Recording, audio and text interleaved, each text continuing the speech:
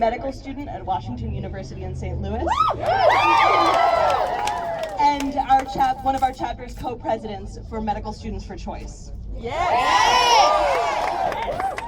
Women and men deserve access to comprehensive, safe, legal, compassionate, excellent reproductive health care. It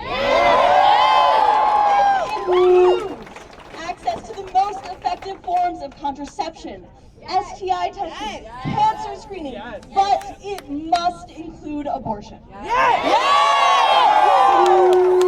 care about this not only as a woman or as a Missouri voter, but also as a medical student aspiring to a career in obstetrics and gynecology. I am currently in my second year of medical school, and I spend my days and most of my nights studying every last aspect of the human body function.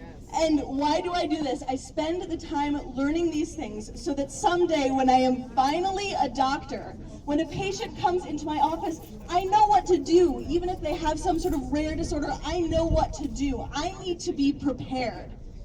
So that's what scares me about the idea of a generation of OBGYNs losing access to training at excellent abortion care facilities like Planned Parenthood.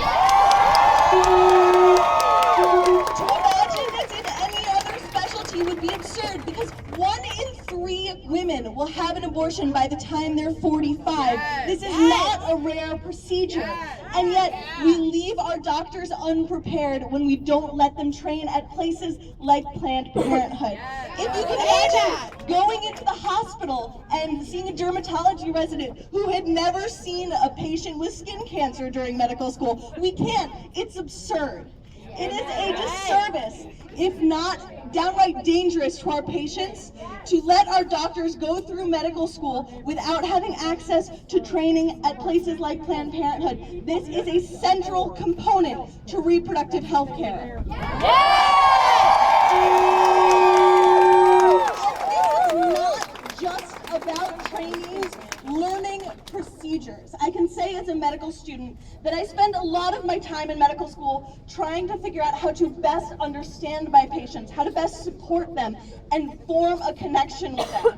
Having access to places like Planned Parenthood allows trainees to build these sort of connections, and most importantly, it allows medical students and residents to cut through the media hype and the insane political chaos surrounding abortion and get to the perspective on abortion that actually matters most, that of the women receiving abortion and of their families.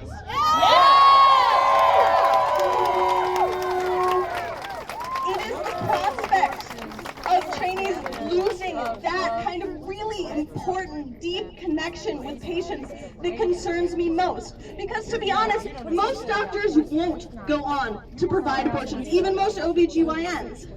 But with a couple exceptions, almost every doctor will treat a woman who has had an abortion. And that woman does not deserve inferior care because we are scared of the political pressure.